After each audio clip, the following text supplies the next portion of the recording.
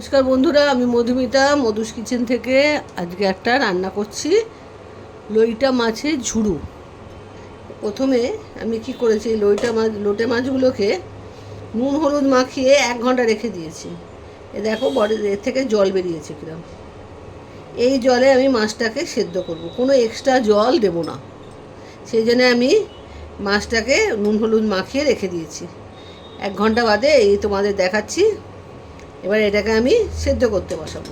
কিন্তু সেদ্ধ যখন করবো, টেম্পারেচারটা কিন্তু যখন প্রথমে বাড়িয়ে দেবো, যেই গরম হয়ে ফুটতে আরম্ভ করবে তখন টেম্পারেচারটা কমিয়ে দেবো। তোমরাও গ্যাসের ক্ষেত্রে তাই করবে, প্রথমে বাড়িয়ে দেবে, যেই গরম হয়ে ফুটতে আরম্ভ করবে গ্যাসটা কমিয়ে দেবে।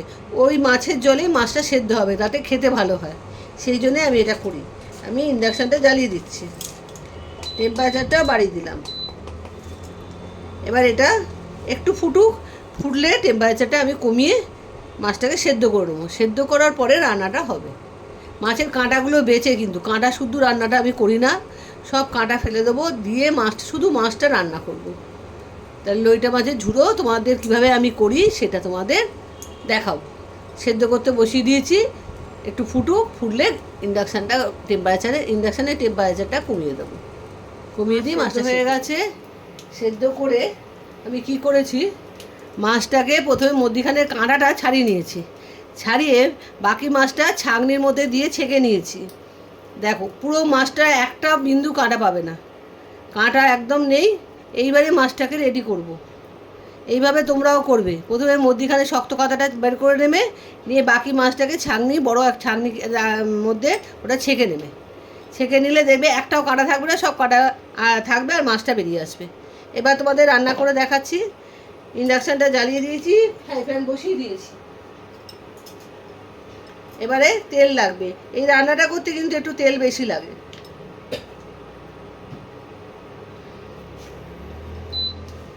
তেল দিলাম, তেলটা গরম হয়ে এসছে। এবারে আমি পেঁয়াজ কুচি রেখেছি, পেঁয়াজ কুচিটা দিয়ে দিলাম। ছোট ছোট করে পেঁয়াজ কাটবে।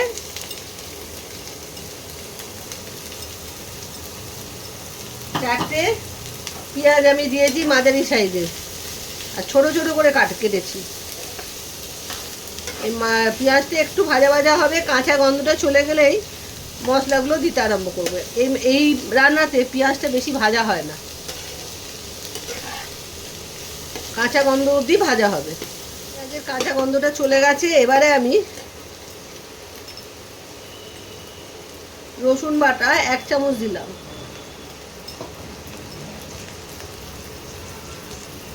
আদা বাটা 1 চামচ দিলাম। এটা একটু মিশিয়ে নিই, তারপর আবার মশলা দিচ্ছি।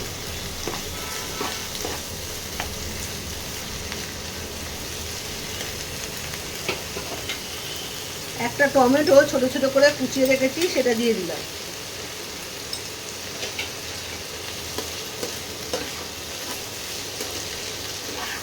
সব একসঙ্গে কষাতে হবে, কিন্তু বেশি না, এটা আবার মাছের সঙ্গে কষাতে হবে, ওই জন্যে অল্প কষালেই হবে। এটা একটু কাঁচা গন্ধটা অবধি ভাজতে হবে।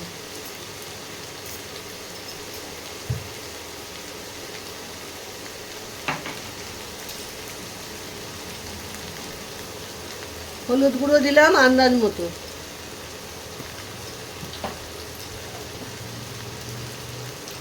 স্বাদ মতো দিলাম নুন,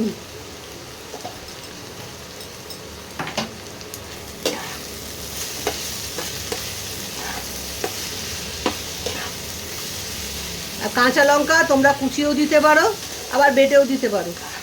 কুচিয়ে দিলে মুখে পড়বে, সেই জন্যে আমি বেটে দিয়েছি। যে যেরকম ঝাল খাবে সেই মতো কাঁচা লঙ্কা দেবে। 1/2 চামচের মতো কাঁচা লঙ্কা দিলাম। আমি কাঁচা লঙ্কা কুচিয়ে দিইনি।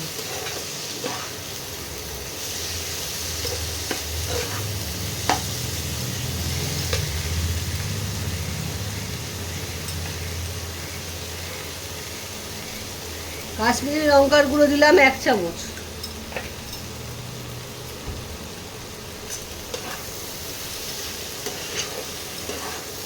এইবারে এই মশলাটাকে ভালো করে মিশিয়ে নিয়ে মাছটা দেব। মশলাটা ভালো মতো মিশিয়ে নিয়েছি। এটা কিন্তু কষানো হয়নি, কষানোটা হবে মাছ দিয়ে। মোটামুটি করে নিয়েছি। এইবারে এই মাছের পেস্টটা দিয়ে দেবো।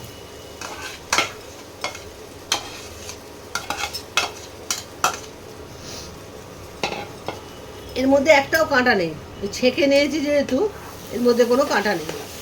এবারে মশলাটা দিয়ে এইবারে মাছটাকে ভালো করে কষাতে হবে, নাহলে লটিয়া মাছের ঝুড়ো তৈরি হবে না।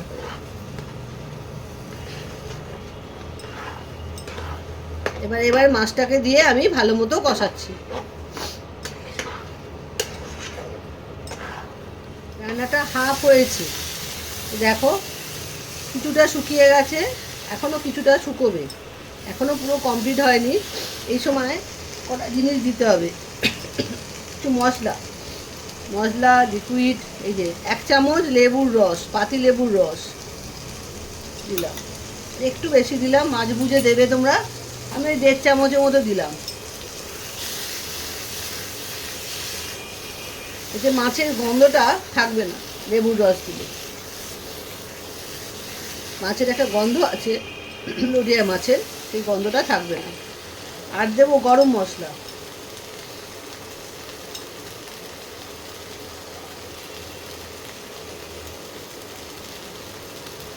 এবার আবার ভাজতে হবে। হাফ হয়েছে, এই সময় এই দুটো দিয়ে দিতে হবে। আর একটু শুকনো শুকনো হবে তারপরে, এখনো পুরো কমপ্লিট হয়নি।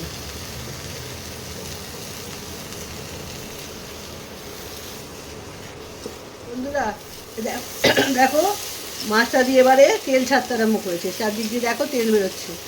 যখনই দেখবে বাবা তেল ছাড়বে তখনই মাছটা রান্না কমপ্লিট। মাছটা থেকে মাছটা ছেড়ে যাবে। এই দেখো চারদিক দিয়ে তেল আসছে, এইরকম হলে তখন মাছটা কমপ্লিট।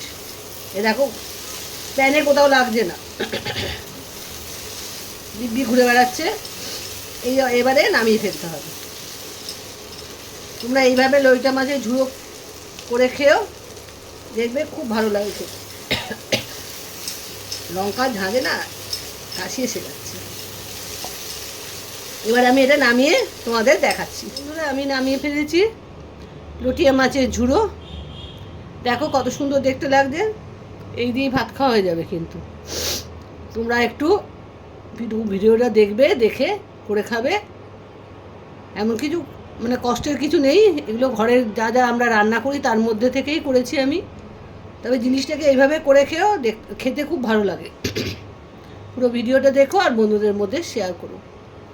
আজ তাহলে আসি, বাই বাই।